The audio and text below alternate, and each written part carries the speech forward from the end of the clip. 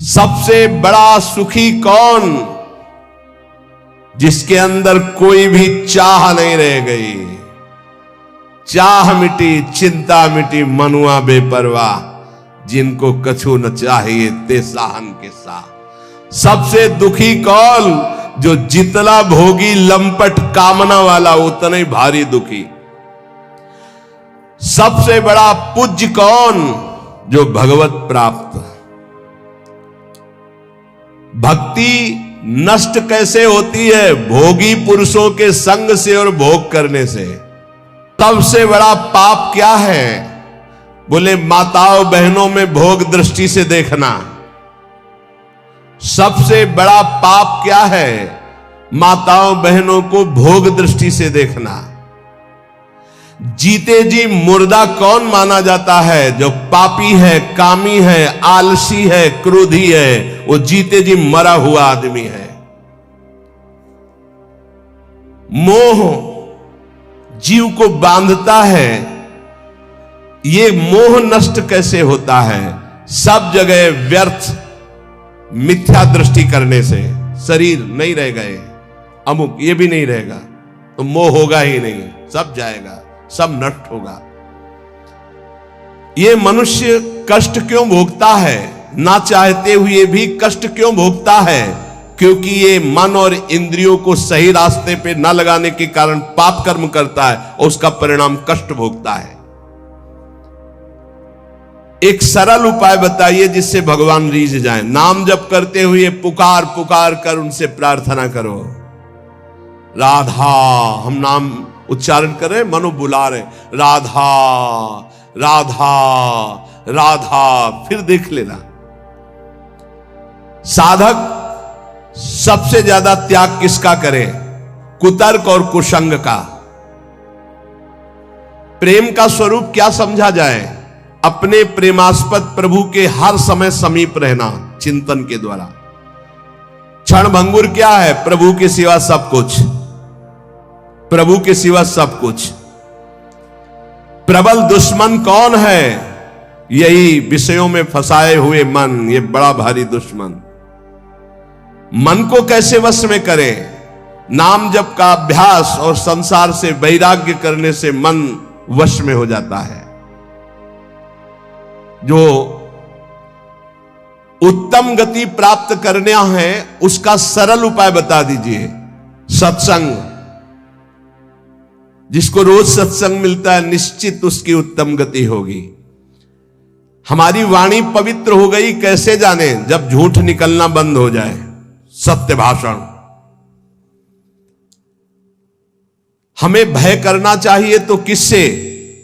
गंदी बात सिखाने वाले लोगों से और नशों से। नशा, कोई नशा नहीं, और गंदी बात सिखाने वाले लोगों से भय करना चाहिए, नहीं मिलना चाहिए। कैसे जान ले कि हमें परम पद मिल ही जाएगा? नाम चल रहा है तो पक्का जान लो परम पद मिल जाएगा। बहुत सुंदर सुंदर छोटे से प्रश्न, छोटा सा उत्तर। परम पद में जाते हुए भी हमें कौन नष्ट कर सकता है? बोले पाखंड, आडंबर, दंभ, नाटक, ये तुम्हें नष्ट कर सकता है। दंभ, नाटक, पाखंड, आडंबर परम पद में जाते हुए भी तुम्हें वापस कर लेगा। बचो इससे। भगवान में श्रद्धा कैसे बढ़ती? भगवत प्रेमी महात्माओं की सेवा से। तपस्या कैसे क्षीण होती है? किसी को शाप देने से या किसी को वरदान देने से। इसीलिए हरिराम व्यास जी ने कहा, ना मैं किसी को शाप देता हूं ना वरदान, सबको भगवत रूप देखता हूं। सबसे बड़ा पराक्रमी कौन? जो अपने ब्रह्मचर्य को रोक ले। विश्व में सबसे बड़ा पराक्रमी कौन? बोले जो अपने ब्रह्मचर्य वीर शक्ति को रोक ले। देह दुखी, मन दुखी, परिवार दुखी, ऐसा किस व्यक्ति से हो सकता है? तो बोले जो झूठ बोलता है और गंदे आचरण, पापाचरण करता है तो उसका देह भी दुखी होगा, उसका परिवार भी दुखी होगा, वो स्वयं दुखी रहेगा। पापाचरण करने वाला ना परिवार को सुखी कर सकता है धन के पाप धन से, और ना अपने आप को सुखी कर सकता है। बुद्धि निर्मल कैसे मानी जाए? जब सबका परोपकार करे और भगवान के चिंतन में रहे। स्वस्थ किसे कहते हैं? जो भगवान में स्थित है उसे स्वस्थ कहते हैं। शरीर का रोगी रोगी नहीं, जो भगवान में स्थित है वो स्वस्थ है। जो भगवान में स्थित नहीं वो सब बीमार है। कोई काम रोगी, कोई क्रोधी, कोई लोभी, कोई मोही, कोई। आखिरी प्रश्न, भक्ति का परिणाम क्या है? सर्वत्र भगवान दिखाई देने लगे। ये भक्ति का परिणाम है।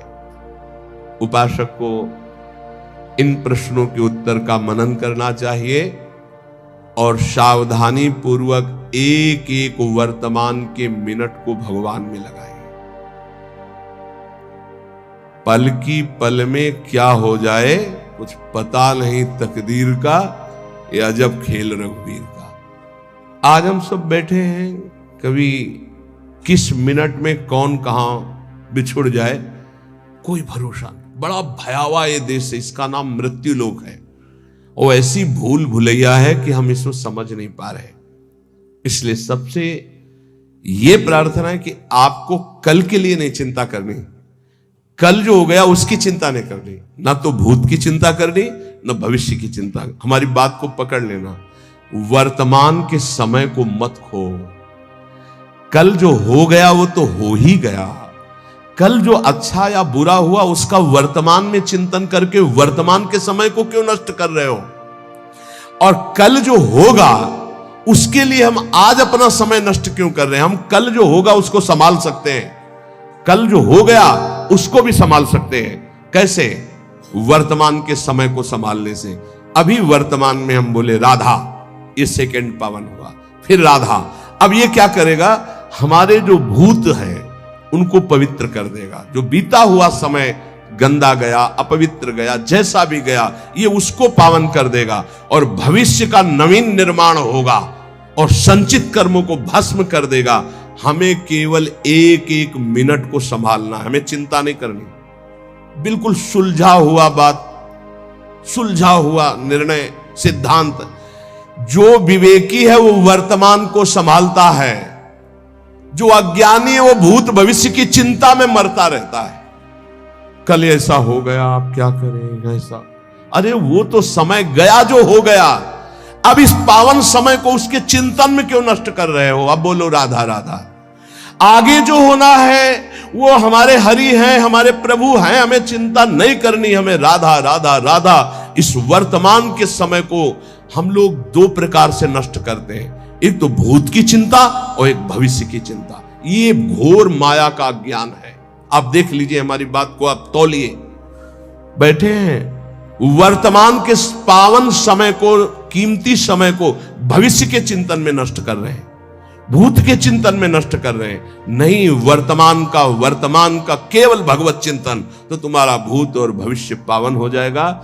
और ये जन्म केवल भगवत प्राप्ति के लिए, और कभी भी कुछ भी घटना घट सकती है। इन शरीरों को पानी का बुलबुला समझो, बहुत भयावह शरीर है। अभी आपको बुलावे में डाल दिया गया है, इसलिए आपको समझ में नहीं आ रहा। बड़े भाग्यशाली हैं जिनको इस पास ऐसे पार्षद रख दिए गए जो भूलने नहीं देते, हर समय प्रभु की याद में रखते हैं। क्या? असाध्य रोग, भयानक कष्ट, भयानक विपत्तियां, ये वो पार्षद है जो याद कराते रहते हैं भगवान की। जो मिनट भगवान के चिंतन में गया वही सार्थक, नहीं तो सब व्यर्थ जाएगा। हमारी प्रार्थना है वर्तमान के मिनट को राधा राधा में लगाओ, तुम्हारा जीवन मंगलमय हो जाएगा, भूत भी और भविष्य भी मंगल। हमें लगता है भूत भविष्य दोनों न रह जाएं,